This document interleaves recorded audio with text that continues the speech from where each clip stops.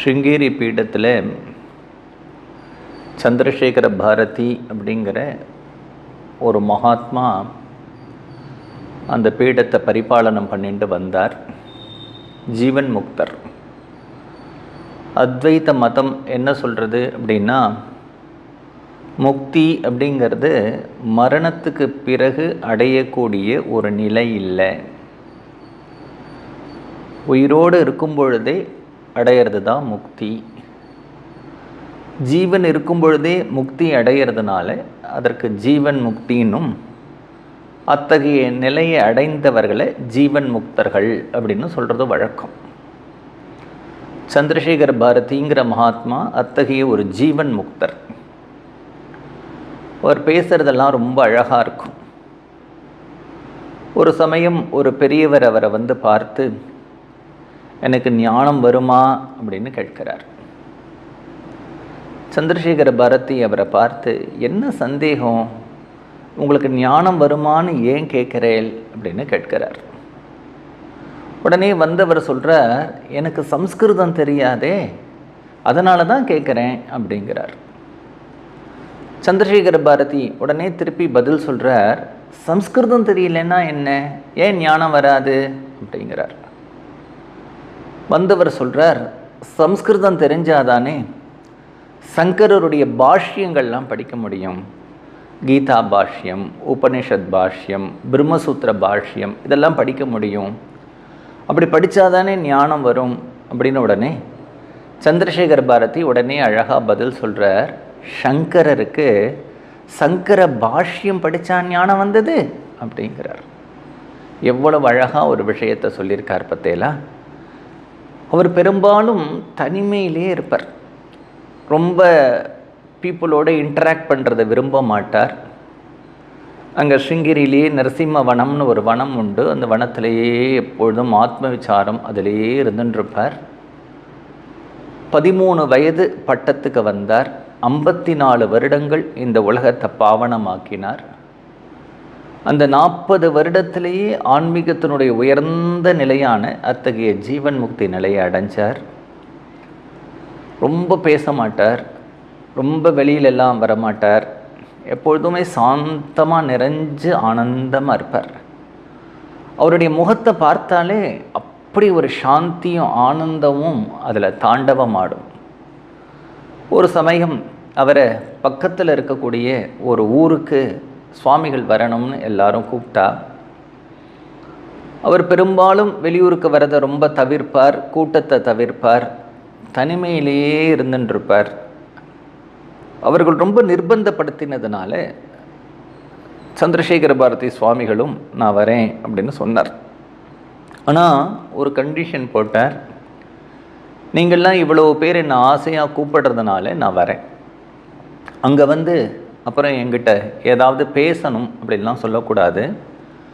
நான் வந்து அங்கே எந்த பேச்சும் பேச மாட்டேன். நீங்கள் கூப்பிட்டதுனால அந்த ஃபங்க்ஷனுக்கு வருவேன், ஃபங்க்ஷன் முடிந்த பிறகு கிளம்பி வந்து விடுவேன் அப்படின்னு சொல்லிட்டார். சுவாமிகள் இந்த மட்டுமாவது வரேன்னு சொன்னாரே அப்படின்னு ரொம்ப சந்தோஷப்பட்டு அவர்களெல்லாம் அந்த ஊரில் சுவாமிகளை வரவேற்கிறதுக்கு பெரிய ஏற்பாடுகள்லாம் பண்ணி ரொம்ப அழகாக அவரை வரவேற்று அவருக்கு உபச்சாரங்கள்லாம் பண்ணினான். வழக்கம் போலவே கொஞ்ச நாள் கழித்து மெதுவாக அவர்கிட்டக்க ஏதாவது 2 வார்த்தை நீங்கள் பேசணும் அப்படின்னா அவர் சிரிச்சுட்டார். நான் வரும்போது என்ன சொன்னேன், நான் வருவேன் ஆனால் எதுவும் பேச மாட்டேன்னு சொன்னேன். நீங்கள் சரின்னு என்னை கூப்பிட்டேன், ஆனால் இங்கே வழக்கம் போல் எல்லாரும் பண்ணுற மாதிரி ஏதாவது 2 வார்த்தை பேசணும்னு சொல்கிறேன் அப்படின்ன உடனே அவர்லாம் சொன்னால், இவ்வளோ ஜனங்கள் வந்திருக்கா, உங்களை மாதிரி ஒரு பெரியவாளுடைய வாயிலிருந்து ஒரு மங்களகரமான வார்த்தைகள் 4 வார்த்தைகள் ஒரு அனுகிரகமாக நீங்கள் பண்ணினேன்னா அவர்களுக்கெல்லாம் அது பாக்கியமாக இருக்கும், வந்த ஜனங்களும் ரொம்ப சந்தோஷப்படுவா அப்படின்னு சொன்னார்.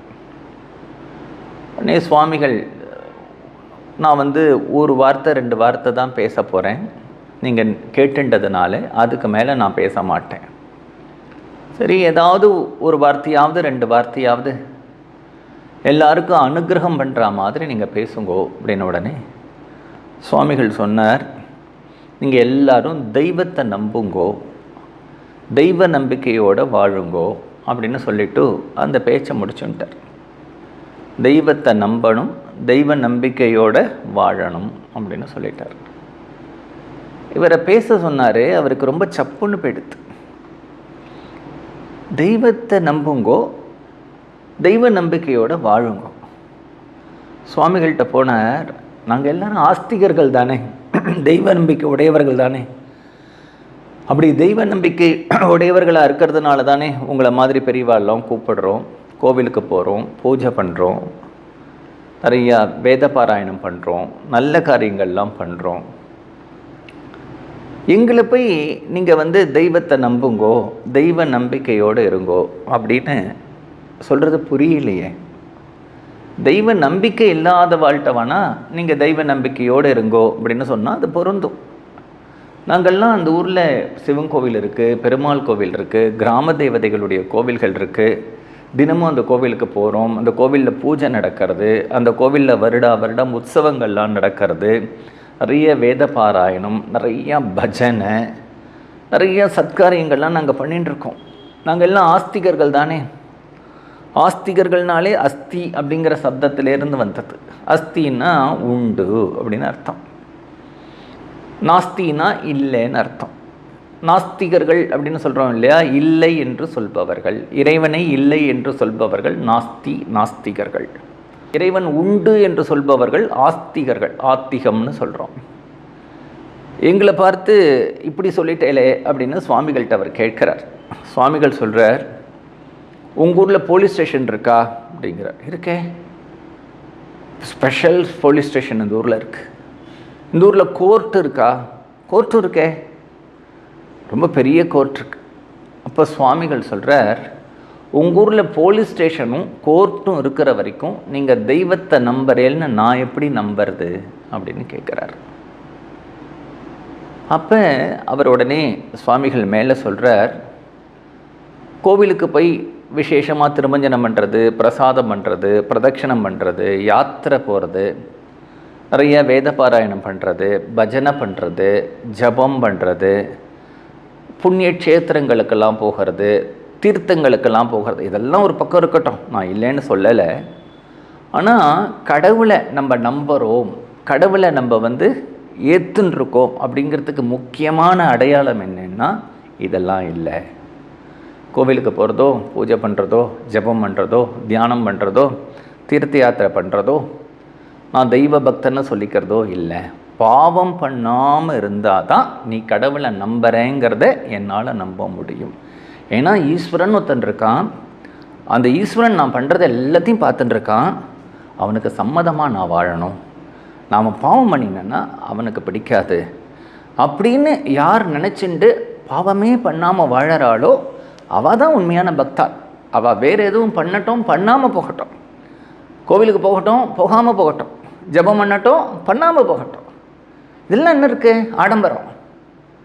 ஆத்மார்த்தமாக பண்ணணும். ஆத்மார்த்தமாக பண்ணணும்னா நம்பிக்கை வேணும். அந்த நம்பிக்கை எதனுடைய அடிப்படைனா, ஈஸ்வரன் ஒருத்தன் இருக்கான், நம்ம பண்ணுற ஒவ்வொரு காரியத்தையும் பார்த்துட்டு இருக்கான் அப்படிங்கிற ஒரு பயம், அப்படிங்கிற ஒரு பக்தி. எல்லாரும் பயம் கூடாது பகவான்கிட்ட அப்படின்னு சொல்லுவாள். அப்படிலாம் இல்லை.